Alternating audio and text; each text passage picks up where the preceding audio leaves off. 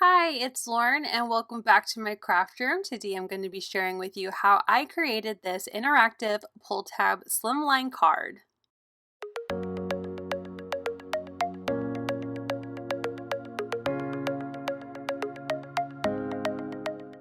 This card has a lot of dies involved. I'm using my slimline cornered rectangles, my wavy edger dies, my Kinetic basics straight set, as well as my No Kinetic set.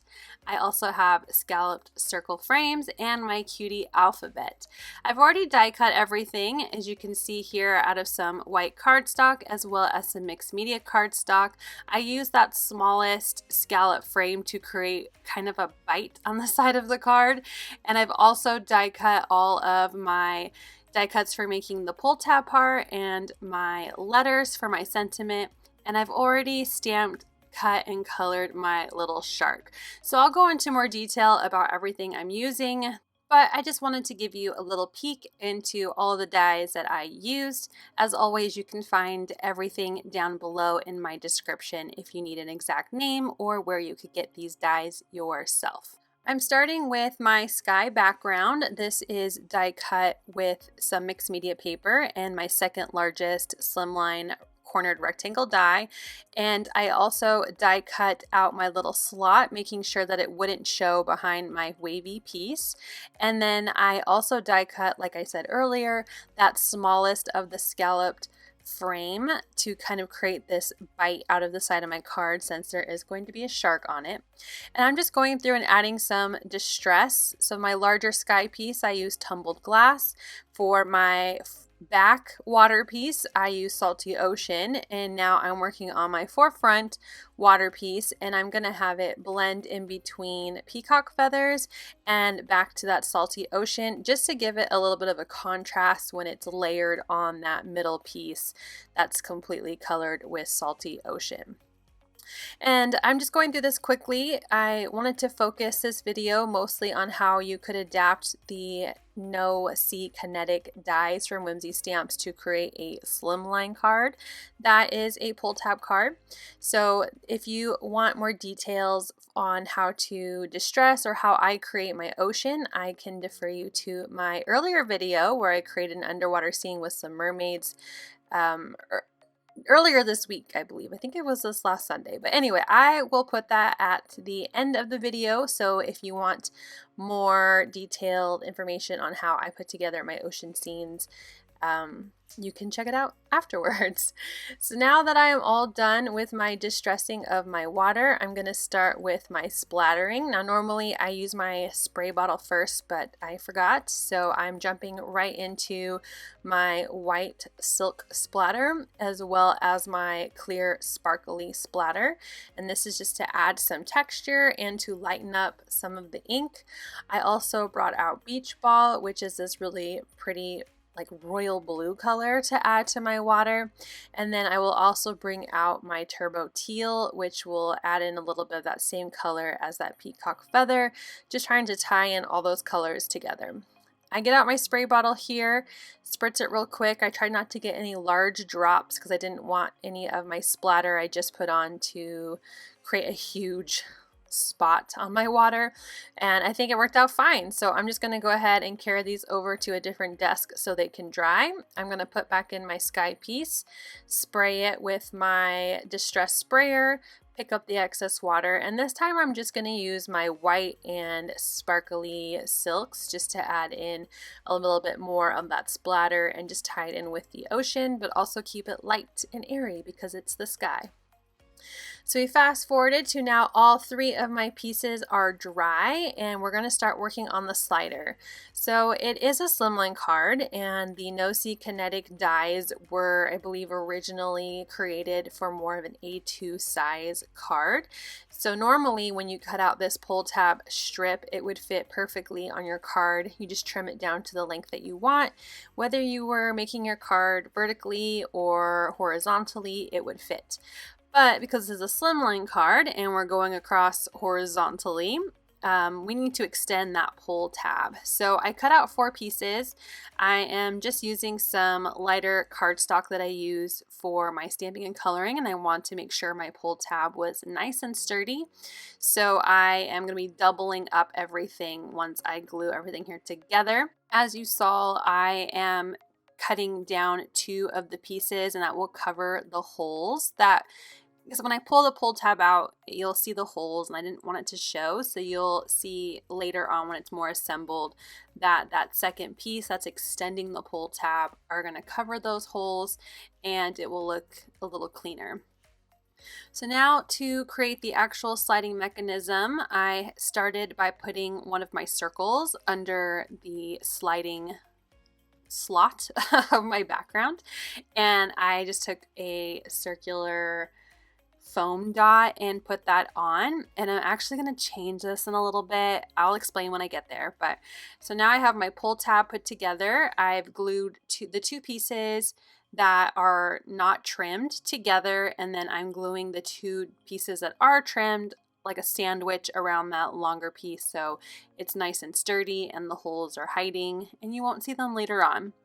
Now I want my card receiver to know that they can pull on the pull tab if it wasn't already obvious, so I'm getting out my Whimsy stamp set. I believe it's called Halloween Postage set, and it has different sentiments on there that are for interactive cards. So I stamped the word pull, and that will be right there. You can see on the left, and you can pull it out of that bite mark that's in my cards.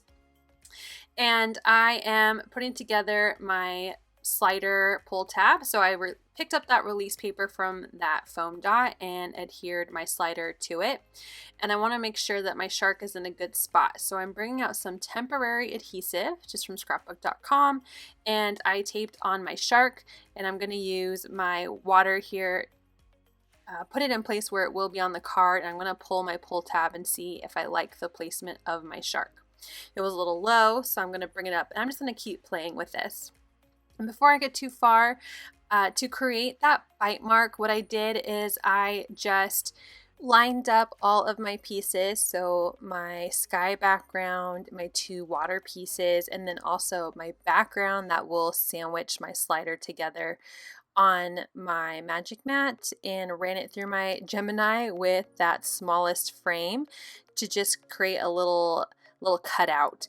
And anything that didn't cut all the way through, I just ran it again because there was an impression there from running them all at the same time, and I was still able to cut that back piece with no issues. They all have that matching bite mark, and they're all in the same spot once I glue everything together because I initially ran them all through my die cut machine together.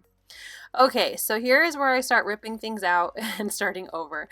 I didn't like that I could see my pull tab behind the ocean. Maybe if I colored it the color of the sky, it would have blended better and it wouldn't have been a big deal, but this whole, the whole exercise is to be no sea. So I am flipping it around. I moved my pull tab to the back, and I added the other dot with another little circle foam adhesive.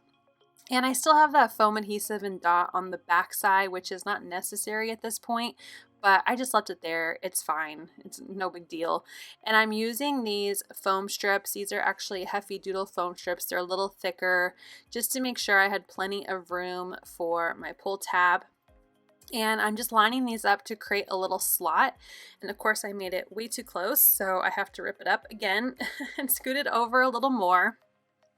But I'm just going to keep going, and I'm creating a slot for my pull tab to move. That way it doesn't bounce around a lot, and it will be, nice and straight as the card receiver pulls that pull tab. So I am moving this pull tab back and forth, making sure I don't block my pathway, and keep moving that foam tape until it's finally in the right spot. And once that's done, I'm going to go ahead and bring out some wider of that same foam tape thickness, also by Heavy Doodle, and I'm just gonna cover the back side of this piece so that way it's nice and stabilized and nothing will get stuck for that pull tab, but also it's stabilized for the whole card. and my pull tab is still functioning correctly. So now I am going to rip off all of the release paper for these foam pieces. I'm going to grab that background white paper that I showed you earlier in the video and line this up as best as I can with my sky background. It's a little off-centered, but that's okay. It's in the background and you're not going to see it, and I'm just going to trim it off, any part that would show, in just a moment. Now I don't know if I smeared something or if it's just my little ring that I like scratched my card. I don't know what I did. There's this weird kind of line across it. I thought maybe I could add some more ink on top, but it's still there. And I was like, it's fine. One little imperfection after ripping up tons of tape, it's fine. So here I am trimming off some of that excess white from the background that you can see. And now I'm going to work on placing my shark and getting that first part of my ocean onto my card.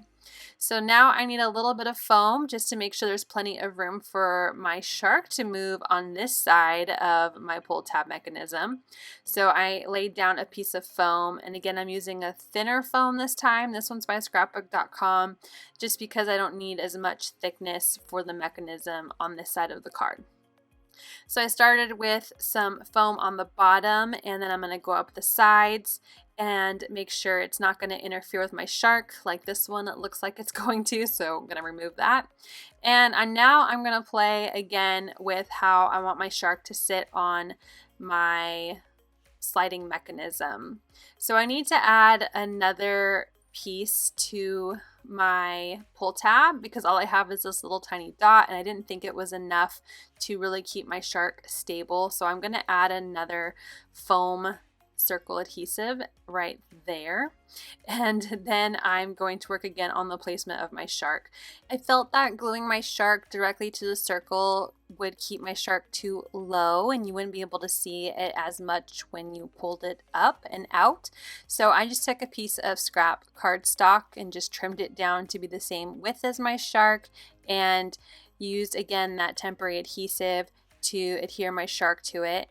And I'm just going to play around with that ocean piece. I'm just holding it in place and pulling my shark and seeing if it's in a good spot. And I'm literally just going to play around with this for a while, trimming down that white piece to make sure it's what I want and that my shark will be visible when it's down in the down position, like kind of more just the eyes, and then when you pull it up you'll see more of his body with his cute little fins in his mouth. So I finally am getting to the point where I'm liking it. I'm playing again with how it's tilted, where it is on that paper, just trying to find the best spot. And once I'm happy with it, I'm going to make sure and trim my cardstock so none of it will show, and then glue my shark to the white piece. And now it should be good to go. Yep, I'm liking the placement. So now I can glue down that white piece because it was just temporarily adhered to the circle. I peeled up the release paper for that second piece of foam, and now my shark is glued in place and things are looking good. So now I can pull off all the release paper, and I will adhere my water to the front of the card, again lining up to that bite mark on the side and making sure it sits flush to the bottom and the edges. I'm pulling my pull tab, making sure I'm still happy before that glue really settles down. And then now I'm going to glue that foreground piece of water. I'm not going to glue all the way up to the ripples of those waves. I kind of want them to stick out a little just to give more depth, like that there's a space between those two waves in the water. Now I'm going to just lift those little tops of the waves out a bit and again play with my pull tab, make sure everything looks good. It's sliding really well, I have no issues, and now I can move on to my sentiment. I just absolutely love this Whimsy Stamps die set, the Cutie alphabet and even the numbers. I think it's such a fun font, and I die cut my sentiment out of black cardstock and white cardstock, and I'm just creating a drop shadow of the white cardstock behind the black, And I created the sentiment Dunna as inspired from our Jaws movies. And I placed them onto my sky to the left of my shark and just used my little jewel picker here to move things around. And I picked up my sentiment because I was happy with the placement with some temporary tape. This is my mint tape from scrapbook.com. Added some glue to my letters, and now I can place it right back onto my card so I know that my sentiment will be lined up exactly how I wanted it, and also centered between the left side of my card and my shark. So while those letters are drying, I'm going to get my card base ready. I cut this pretty kind of teal color cardstock to a slimline size of 3.5 by 8.5, one scored. And I put some wet glue behind my mechanism and card here, and I've glued that down to my card base, making sure it's nice and secure. And I totally bumped my camera, so that's why there was that weird segue. But once my letters were dry and my card was dry from gluing to my card base, I pulled up that mint tape and my sentiment is nicely placed. My pull tab is still moving great. And now, of course, I need to get out some fun bling. I have this set that I believe is out of stock right now on the Whimsy Stamps store, but this I originally got from Whimsy, but I will link down below anywhere where I can find it. And I glued on some of those blue bubbles to my water, and there is my final card. I think it's so fun. I love that it's a pull tab. I love my fun sentiment and that cute little shark peeking up behind the waves. Here is a funny little video where you can see him moving back and forth. Thank you again so much for joining me. I hope if you liked this tutorial, you'll hit that like button, and if you're new, I hope you'll subscribe. Thank you again for watching and have a wonderful day.